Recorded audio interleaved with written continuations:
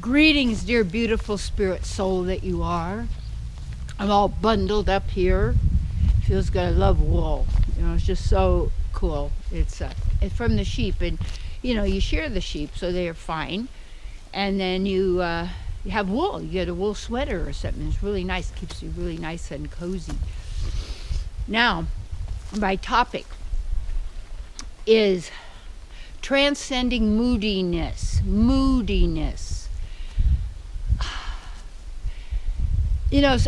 I don't, it seems that people do not really realize the power that they have, how powerful their emotions are or their feelings are. And I have a distinction between feelings and emotions. Feelings are natural.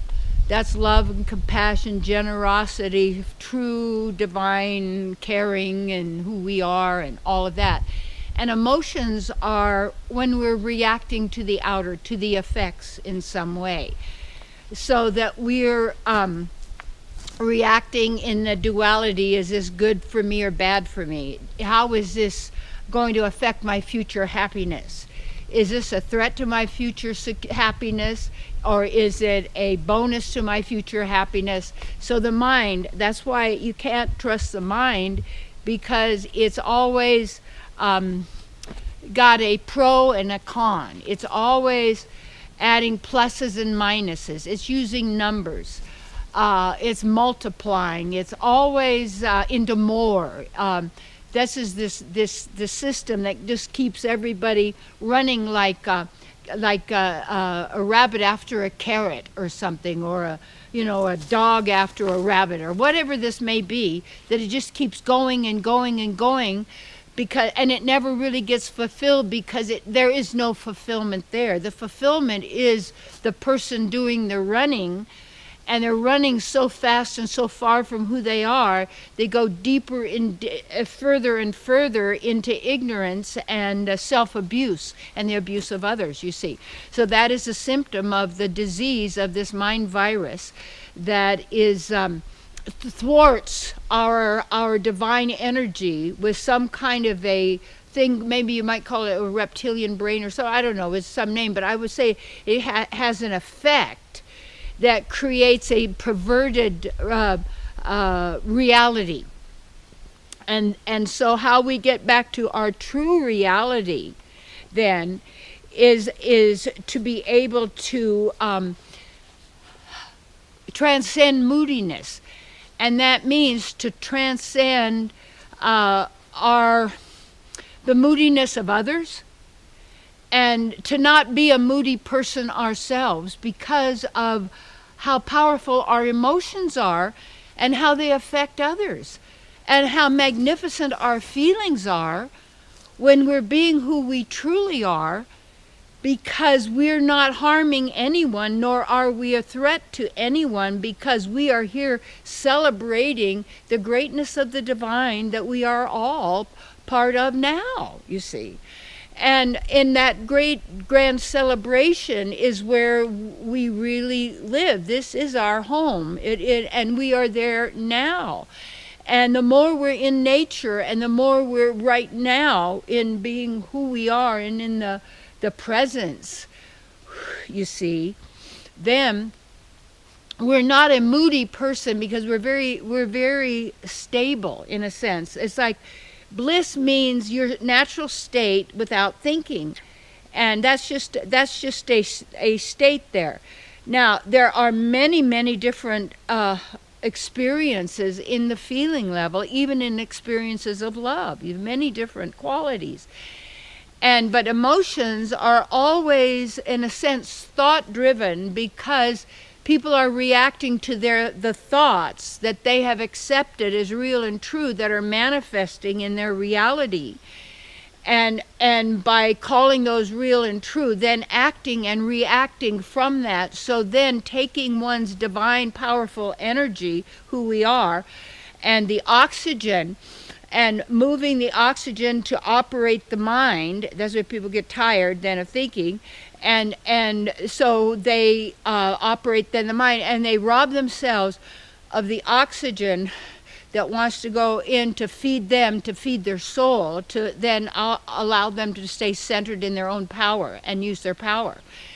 So that this moodiness then of others is that shows that people are reacting to maybe something you said or did, or it's their issue most always the time, that you're not ever trying to harm or hurt another person. You don't have the intention of putting someone down or being mean or cruel, or you have to know what is your intention. And when your really intention is pure in that sense, then you know, there's like people have misunderstandings where people are reacting. And how are we going to handle being in the presence of others who could be very, very moody, because they're also using those moods to manipulate other people, to shut people down, to say, look, you don't want me to be this way, so don't do that again, and don't talk that way, and don't act that way, or I'm going to do this again.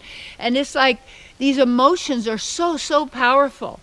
And that's why people don't realize that big things like big coliseums full of people, you know, cheering for the lions or the humans or however they want the game going, is, see, that is an evil kind of a backward living kind of a game that puts like and dislike and just extreme emotions and things on all levels that are then somehow sucked up, and this is used in some way to bring forth what would you say, a false reality based on fear. So how do we transcend the moodiness of others is also to be able to not allow the moodiness of anyone else to distract you or to throw you into your mind and into your emotions and then make you feel bad or stop you from being who you really are and expressing and being that. And we also have to look at that so much in relationship and everything is about control, domination or avoid domination. And when we have that as part, who's right and who's wrong, and then you have the battlefield. That's why so many, what would you say, crimes happen in the families or in these places, because perhaps that isn't the natural way to be living. And that when we're out of the natural way to be living, then there's all these diseases, dis-eases, lack of comfort, lack of being. But how do we get suckered into this? Is the moodiness, is our own emotions being jerked around, our own, how we're reacting to everything, how we want and desire within ourselves a great feeling of okayness, a great feeling of just beingness, a great feeling of what would you say, just absolute knowingness and beingness of who we are. And that's possible in every single moment, but what you have to do is to own yourself and not be focusing and giving the power to these thoughts and to this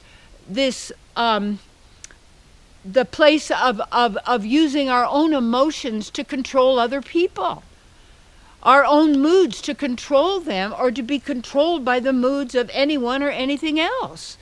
Because this is all, you might say, local traffic of that whole system of domination, avoid domination, that whole system of slavery, the whole system of I've got to have everybody be the way I want them to be so I could be happy, you see. And then let's organize it all and get us all good, organizing groups, and we'll be for this, and we'll make sure we manage everybody else so we get it all going the same way to make sure it's the way I want. That's a mind.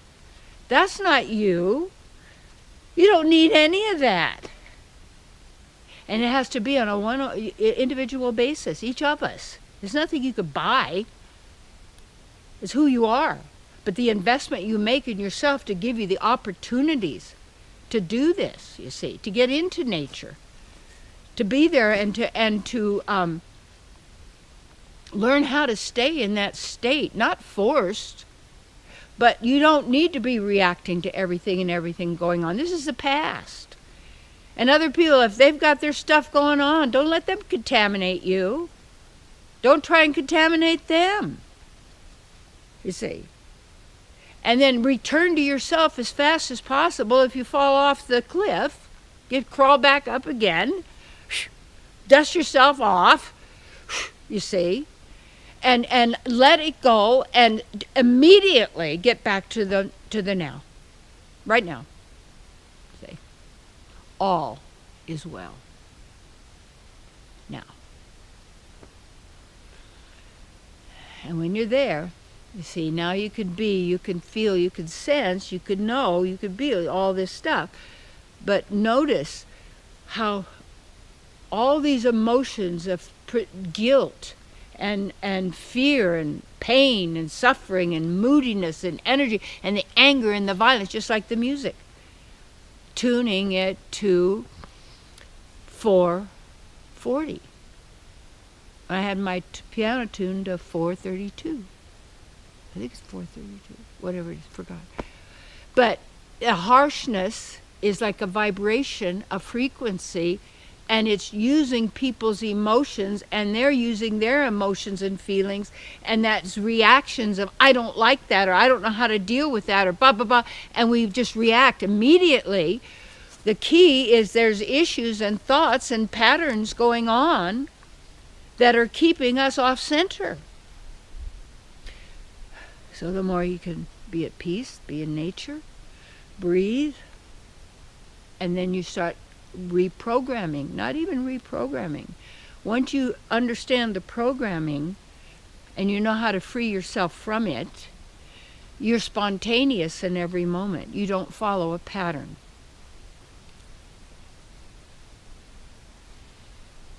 That cannot be calculated.